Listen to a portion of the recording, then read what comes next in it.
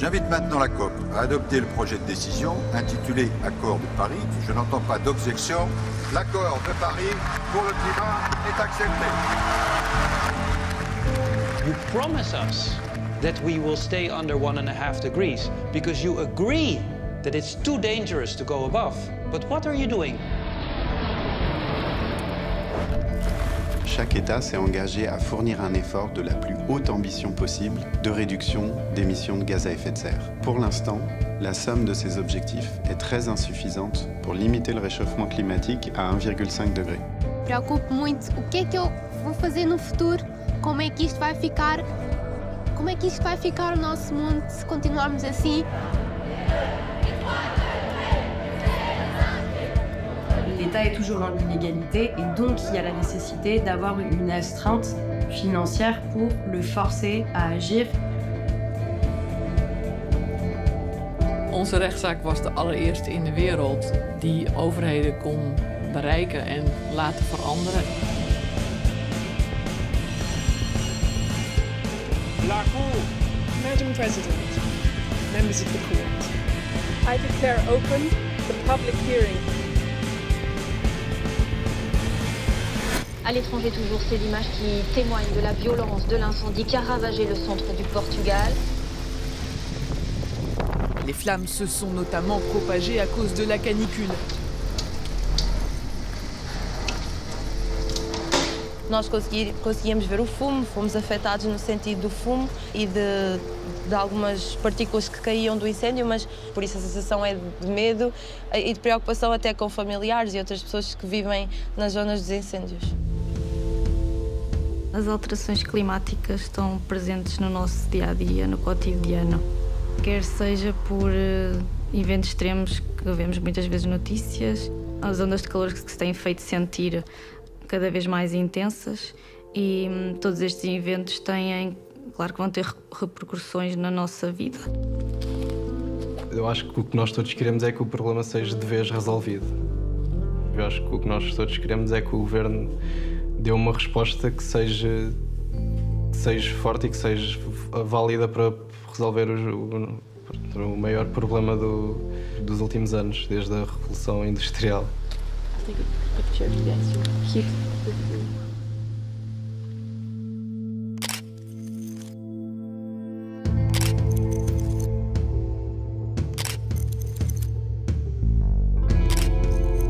We're here in the Leiria district of Portugal, where 4 of the 6 youth applicants who are bringing their case to the European Court of Human Rights are from.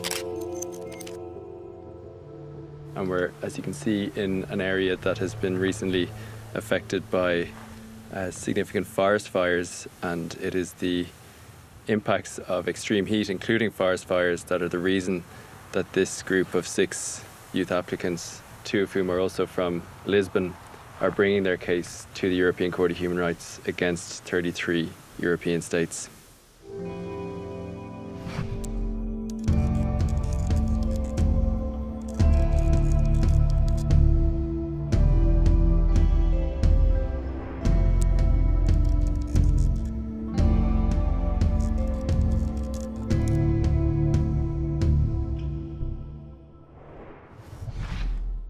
The European Court of Human Rights has upheld a case brought by 6 Portuguese activists that European governments aren't doing enough to cut greenhouse gases. The nations have to prove they're cutting emissions in line with the 2015 Paris Climate Accord. Here's Jerry Liston, who's the legal officer at Global Legal Action Network. In September, the court decided to fast-track the case on the basis of the urgency and importance of the issues raised, and it also ordered the governments, as you said, to respond to all of the claims.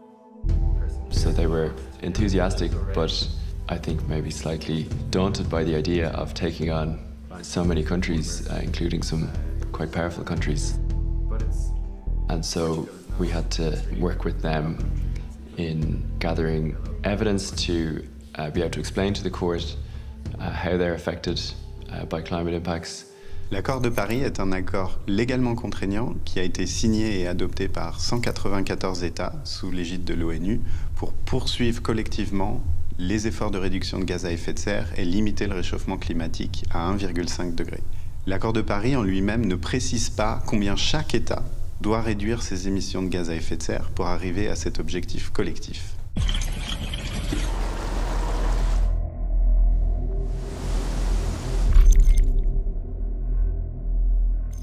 De wereldwijde emissies van broeikasgassen vertonen nog steeds een stijgende lijn. Ook in Nederland is de uitstoot van CO2 onverminderd hoog gebleven. Dat de staat onrechtmatig handelt, wat een strijd met de zorgplicht van de artikelen 2 en 8 EV. Dat was een ongelooflijk pak slaag voor de staat. En dat had niet beter gekund. Op alle punten hebben we gelijk gekregen.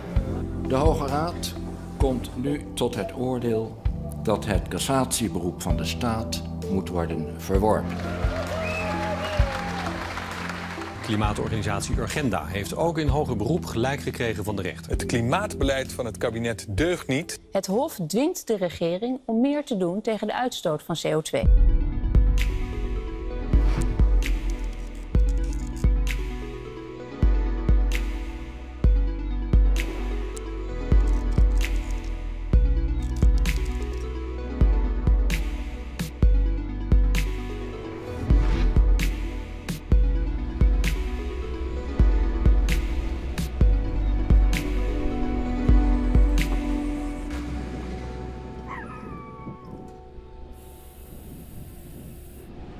When I see this picture, I'm a little bit scared because it can be so like this picture in a few years. I have 3 children that were born at the beginning of this century. And that worries me, of course, because I know the second half of this century will not be fun. And that's one of the reasons that I do this work.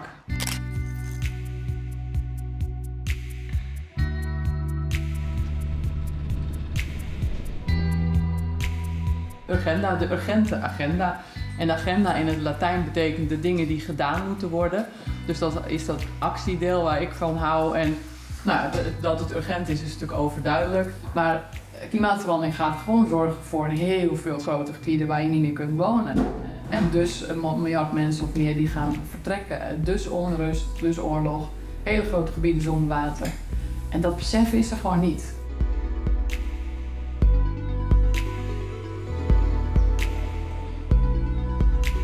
When we did this case, and when we won the case, people kind of got a shock, saying like, oh wow, the problem is this serious? We are really neglecting such a serious problem that the court actually needs to tell us that this is so dangerous and that there's this obligation on the government to do something about it.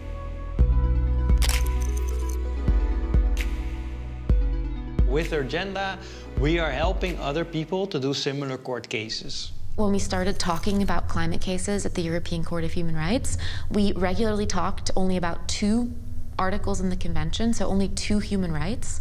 That's the right to life and the right to respect for private and family life. In the Urgenda case, those are the rights that were central, and in the cases that came later, we saw litigators drawing on that success model from Urgenda and trying to replicate that success.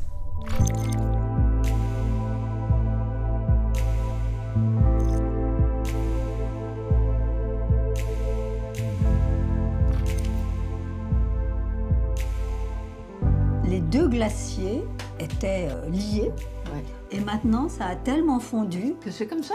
Que ça a tellement fondu qu'ils sont plus du tout ensemble, et elle a beau être pratiquement à 3000 mètres, ben ça fond.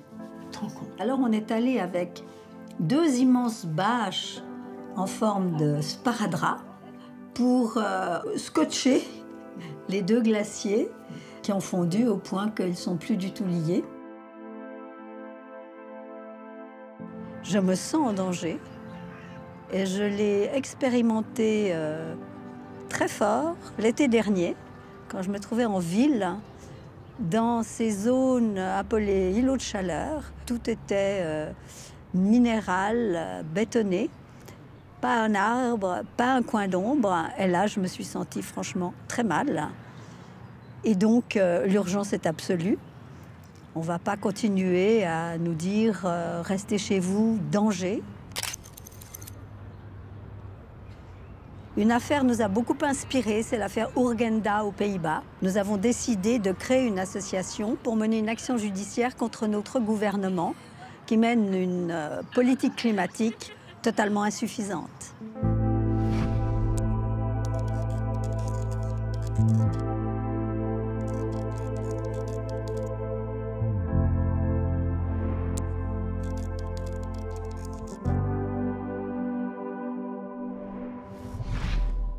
Le 29 mars, nous ferons face au gouvernement suisse devant la Cour européenne des droits de l'homme a Strasbourg. Il nostro obiettivo è esattamente lo stesso delle giovani. Vogliamo che vengano finalmente adottate misure più efficaci per la protezione del clima. Les experts en bouffée de chaleur sont là. Oui, c'est la bouffée de chaleur.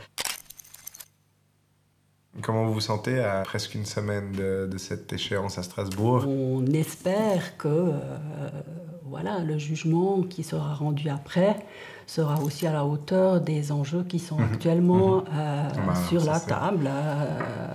Qui sont des enjeux existentiels. Existentiels pour qu'on soit en accord avec les accords de Paris, par exemple. C'est juste, et c'est là où on est déjà au-delà de 1,5 en Suisse. Hein. Et c'est là où on a beaucoup d'espoir avec cette décision de la Cour européenne des droits de l'homme, parce que ça aura un impact sur le politique qui sera décisif.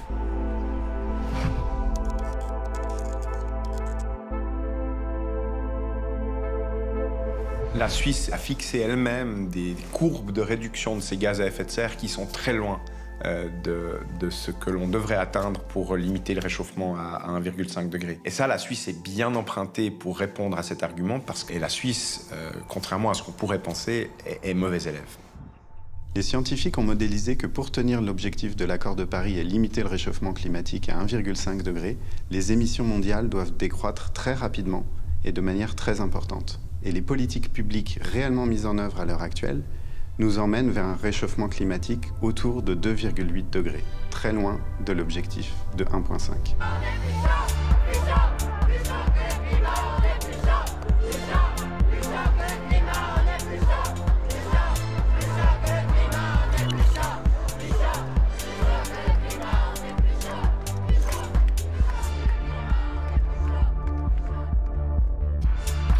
La pétition dont on parle bat des records. 4 ONG soutenues par 2 millions de signataires ont attaqué l'État pour inaction. Moi je l'ai déjà dit, ce n'est pas au tribunal, dans aucun tribunal on ne réduira les émissions de gaz à effet de serre. Climat, l'État français va devoir accélérer. Le tribunal administratif de Paris lui donne un peu plus d'un an pour réparer le préjudice écologique. C'est une deuxième victoire pour les plaignants de l'affaire dite du siècle. L'idée d'associer l'annonce de cette action en justice avec une pétition, c'est que pour nous, c'était une question démocratique vraiment importante, d'avoir le soutien de citoyens et citoyennes le plus nombreux et nombreuses possible, pour justement que cette action en justice, elle se joue devant les tribunaux, mais aussi dans l'espace public, avec une pression des citoyens et citoyennes à faire comprendre leurs attentes à un État qui, pour l'instant, n'agissait pas assez.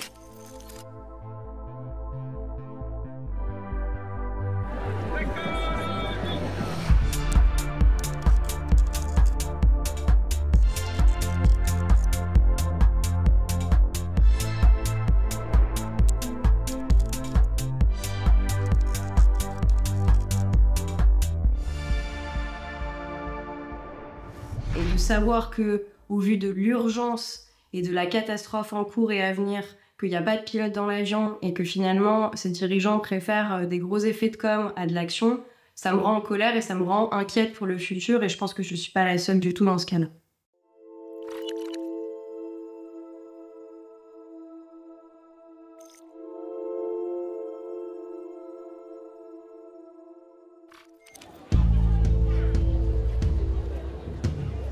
Lembro de ter 12 anos quando o caso começou. As minhas sensações primeiras são a ansiedade. Claro que sei que o mundo está a mudar bastante hoje em dia e antigamente tinha uma ansiedade diferente porque não sabia tanta informação. Agora, hoje em dia, é mais ter a ansiedade daquilo que sei e aquilo que eu posso mudar, aquilo que nós podemos pôr soluções em cima da mesa. Um sentimento que eu nunca perco é a esperança e também a alegria de poder fazer a diferença e mostrar às minhas gerações que as nossas vozes são poderosas e conseguem chegar longe. Le réchauffement climatique est un problème commun. C'est un problème qui affecte l'ensemble de la planète et qui est causé par l'ensemble des activités humaines. Cependant, toutes les populations humaines ne sont pas exposées de la même manière. Il y a des effets du changement climatique qui vont plus toucher certaines régions.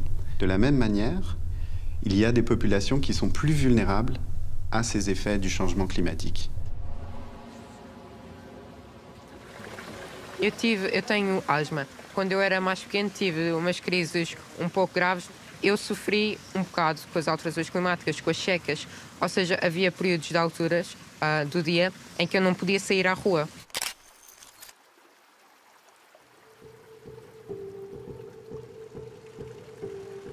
Nós queremos que este caso ganhe, como é óbvio, mas nós também queremos tocar o máximo de pessoas possíveis, porque nós estamos a tentar fazer isto por nós e por todos, não é? Porque nós estamos a tentar fazer com que os governos sejam obrigados, por lei, a cumprir os acordos e as coisas que disseram que iam fazer e melhorar a vida de todos.